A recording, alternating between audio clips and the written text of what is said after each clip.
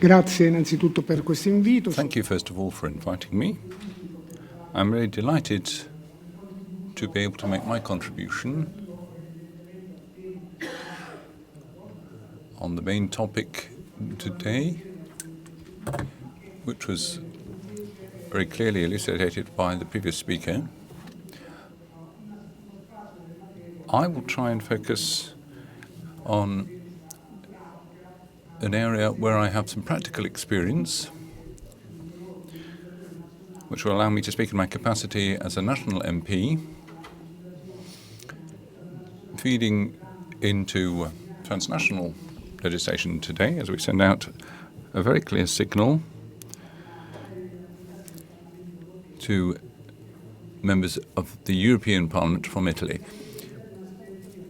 So we need synergy between national and European legislation. And that is what allows me to make the following comments from the angle of a country such as Italy, which,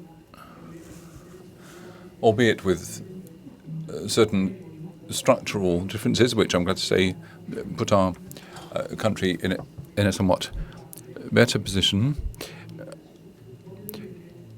find ourselves grappling with the issue of immigration. Now, many of the comments made by the previous speaker are ones I could endorse, recalling the importance of subsidiarity and Article 5 of the treaty, calling for diversifying the use of competences by the European Union, drawing a clear difference between where we require central action and those areas where the member states should be acting under the principle of subsidiarity. Migration and security are very much issues at stake here. There's a clear risk inherent in what happens on the immigration front in terms of a link with terrorism. Now, I'm looking at things from a mainly national focus, but I would say that when it comes to migration and security, subsidiarity is something we need to overcome in the shape of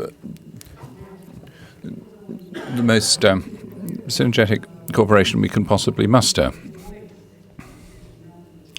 Now, this coming together of weak points mentioned earlier on between the Central European Authority and national governments, if you look at the historical context, people seem to have forgotten the positive impact of growth in conjunction with the community idea.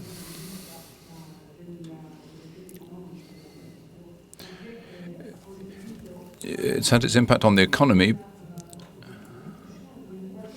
but it's allowed us to start talking in similar political terms across 28 member states. Now, as things look today, we've seen major problems in what's been done by Brussels, but also amongst the member state governments. So we need to revisit the position afresh. And in the spirit of subsidiarity, we need very strong cooperation. There has to be partial acknowledgement of weaknesses in the European Union and the various member states. Indeed, that has been borne out by the strong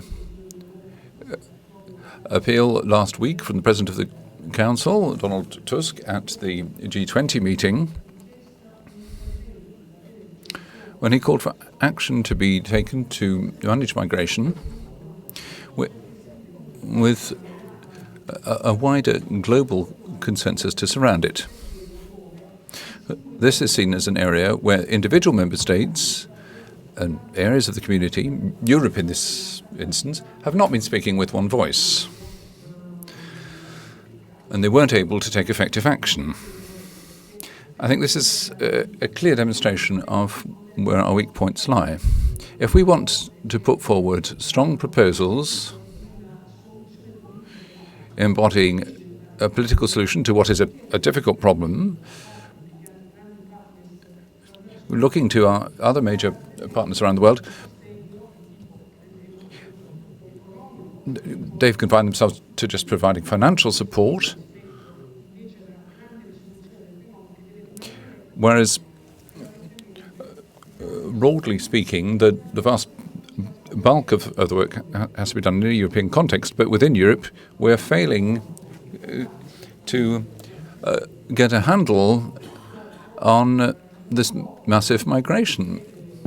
And unfortunately, that inevitably will further weaken the credibility of the community, as mentioned, and also make it possible for certain anti-political forces who are growing and growing in countries where the migration crisis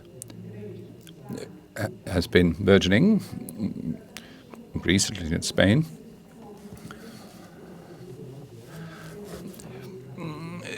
Those are the very countries where the problem has become most acute. Now, central concerns such as security and migration require cooperation of which we are all convinced, as set out in the treaty.